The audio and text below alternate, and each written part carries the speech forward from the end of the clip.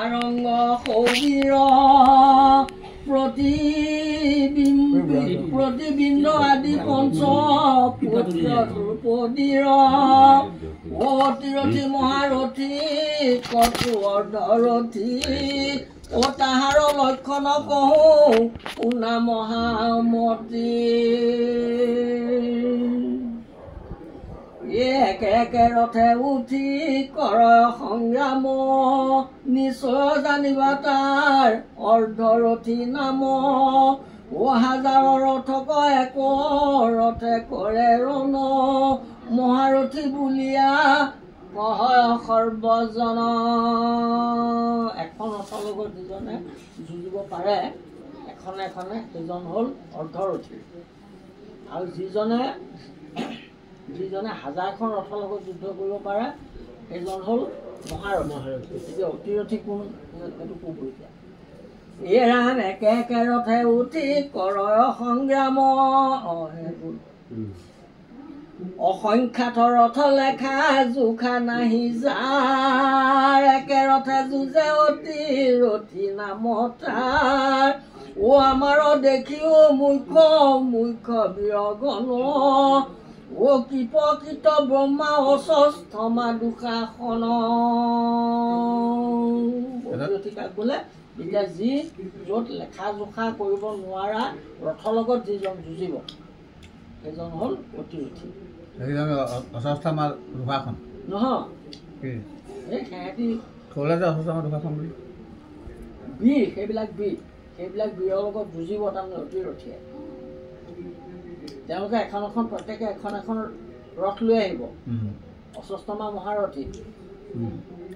দুষাসন অতিৰথী দ্ৰোণ মহাৰথী ভীষ্ম মহাৰথী অতিৰথী এতিয়া শাস্ত্ৰ ভাগত মাত্ৰ এজনেহে আছে কোন অস্বস্থমা মহাৰথী দুষাসনক ক'লে আপুনি অতিৰথী বুলি অৰ্ধৰথী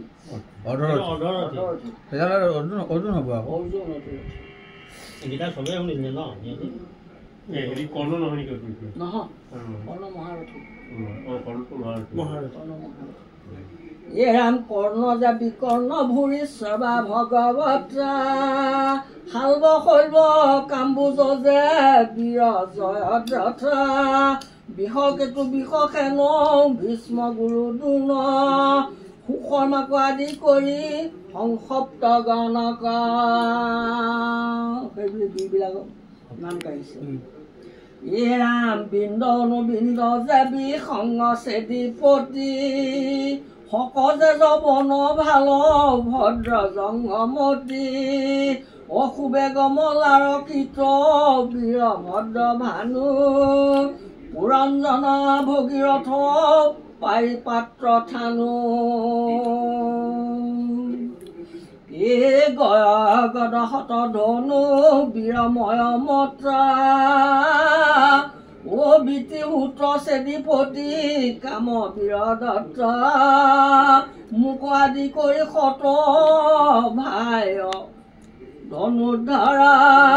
সংগ্ৰামে মাৰিব যদি আশে পুৰন্দৰা অপৰ্যাপ্ত সেনা লেখিবা ককাৰ গহ যাৰ সেনাপতি বৈলা ভীষ্ম পিতামহ একাদশ অক্ষয়িনী সেনা ভয়ংকৰ সাত অক্ষয়িনী সেনা পাণ্ডৱ দলৰ এইখিনিতে দুজন অহংকাৰ আমাৰ একাদশ অক্ষয়িনী পাণ্ডৱৰ সাত অক্ষয়িনী তথাপি আমাৰ সেনাৰ নেদেখো বল পাণ্ডৱৰ সেনা হেন দেখি কালা নল হেন জানি ভীষ্ম কয় ৰাখিও পৰস্পৰ পৃষ্ঠভাগে আনে যেন নকৰয় সৰ যাবে ভীষ্ম থাকন্ত আমাৰ কাক ভয় সবাৰে জীৱন ভীষ্ম জানিবা নিশ্চয় ভীষ্মক নিপতি কৰি লন্ত সাধু বাদ ও কৌতূহলে সেনাপতি কৰে সিংহনাদ ভীষ্ম যেতিয়া আমাৰ আছে গতিকে তেওঁ সেনাপতি পাতিম আমাৰ কি হ'ব ভীষ্মকটো জিনিবলৈ কোনো নাই এ ঢাকৰ ঢোল মৃদংগ যে তুৰি কৰ তাল পনব আনক ভেৰি ডগৰ কাহাল গুমুখ কাংস মৃদংগ জঞ্জাৰ ও ৰাম বিন বংশী যে ডম্বৰু কলন্দৰ সেইবিলাক বাদ্য দুন্দুবি খবনে মহি কৰে তল বল ও ধোলাই ঢাকিলা দিশ গগন মণ্ডল নশয় সৰিয়ৰ কৌৰৱৰ বাদ্য শুনি ও একেবাৰে পাণ্ডৱে কৰিলা সংশোধনী কৃষ্ণে ফুকিলন্ত পাঞ্চ জন্ম শংখ বৰ ও পণ্ডক শংখক ফুংকি লন্ত বিকুদৰ যুধিষ্ঠিৰ বাইলা শংখ অনন্ত বিজয় দেৱদত্ত শংখক ফুংকিলা ধনঞ্জয় প্ৰত্যেকৰ শংখটো বেলেগ বেলেগ বেলেগ বেলেগ নামো বেলেগ এ ৰাম ৰাম নকুলা বজাইলা শংখ যাৰ নাম মণি পুষ্পক শংখক দেৱে কৈলা ধনী আন অসংখ্যাত বাদ্য বাইলন্ত বিস্তৰ বাদ্য শুনি হৃদি কম্প ভৈলা কৌৰৱৰ কৃষ্ণক সম্বোধি বাক্য বুলিলা অৰ্জুন আগ বহাই ওপৰত দেখো সেনাগণ দেহুৰ মধ্যত কোন আছে কোন ভাগে তাৰ অনুক্ৰমে যুদ্ধ কৰিব লাগে বিহুৰ ভিতৰত বোলে কোন কোন কেনেকে আছে তাৰমানে যাক জীপাত খৰ মাৰিলে যাৰ লগত যেনেকে যুদ্ধ কৰিলে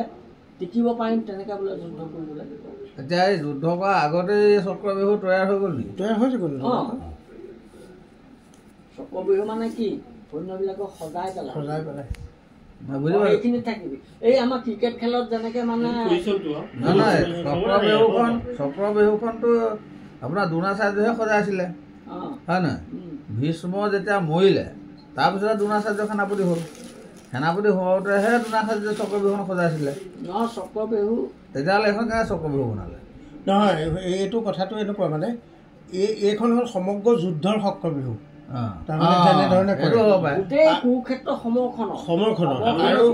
সেনাপতিয়ে পজিশ্যনবিলাক দিয়েতো ক'ত ৰেংক থাকিব ক'ত আৰ্টিলাৰী সেইটো তাৰমানে তই যেতিয়া সেনাপতি হ'লি তোৰ মানে পজিশ্যনটো তোৰ মানে হেৰিটো বেলেগ এমটো বেলেগ আইডিয়াটো বেলেগ যুদ্ধ কৰা এই তেখেত সেনাপতি হ'ল তেখেত যুদ্ধ কৰা আইডিয়াটো বেলেগ তাৰমানে প্ৰত্যেকে বেলেগে বেলেগে আৰু ভীষ্মই যিখন এই দ্ৰোণাচাৰ্যই যিখন কৰিছিলে অকল এজনক মাৰিবৰ কাৰণে কৰিছিলে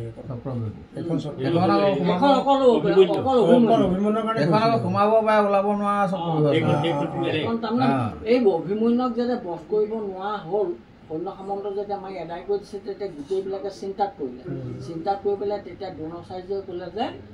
অভিমন্যু বধৰ উপায় মোৰ হাতত আছে চক্ৰ বিহু নিৰ্মাণ কৰি পেলাই অভিমন্যুক বধ কৰিব আছে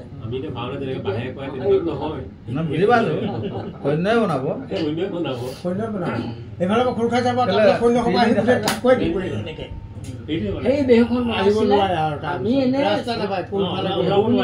এটা হেৰি বুলি ভাবিছো কিন্তু সেই গোটেইখিনি মানে সৈন্য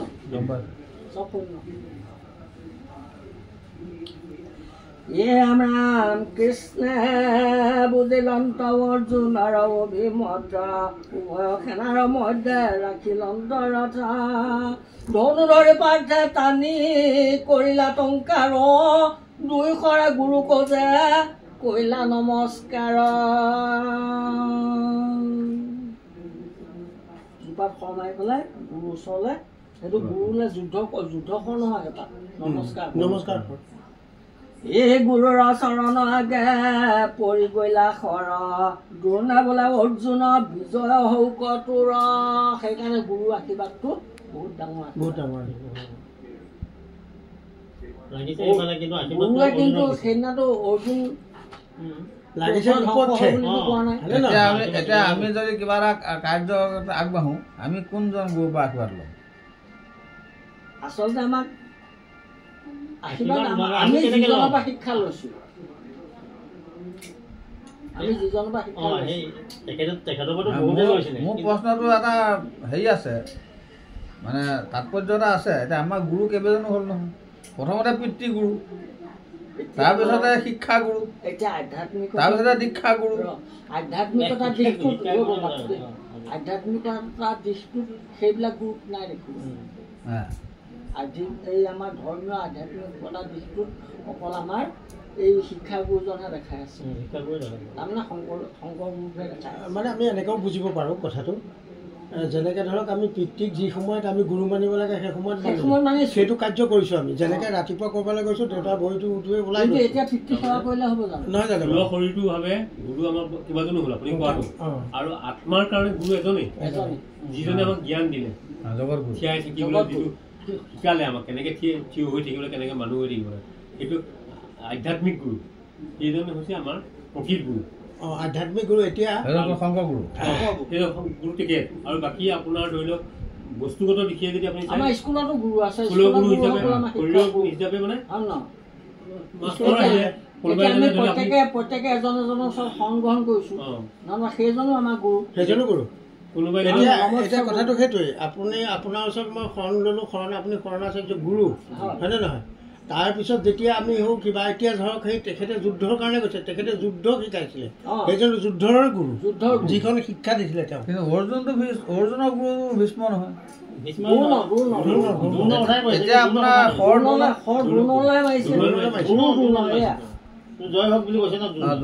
প্ৰথমতে দ্ৰোণকে গুৰুকে স্মৰণ মাৰিছে কিন্তু প্ৰথম পাত কিন্তু দ্ৰোণলৈ নাই প্ৰথম পাত ভীষ্মলৈহে মাৰিছে পিতামহ আৰু দ্ৰোণ পিতামহলৈ প্ৰথম মাৰিছে দুপাত একেলগে মাৰি দিছে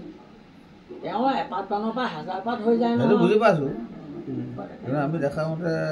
ভীষ্মলৈ আগত মাৰিছিলে নেকি ভীষ্মলৈ আগত মাৰিছিলে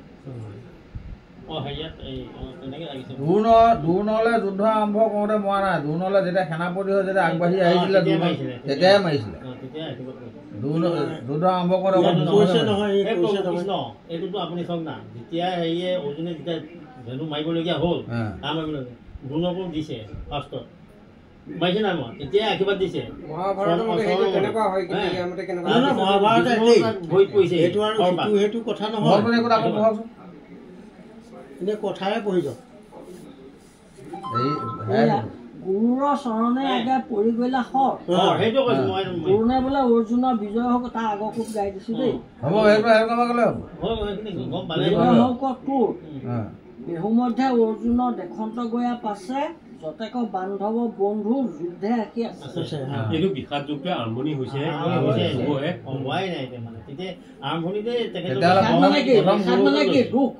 প্ৰথম মানে গুৰু এই দ্ৰোণাচাৰ্যলৈকে দিছে যেতিয়া শোক মোহ মহাপংক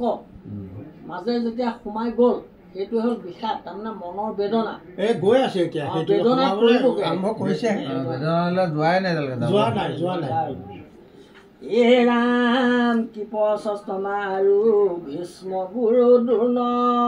কৰ্ণ আদি শত ভাই ৰাজা দুৰ্যোধন ভাতৃ পুত্ৰ নাতি খুৰা চাল জেমা তুল অ' শশুৰ ভাগিন সখী আপোনাৰ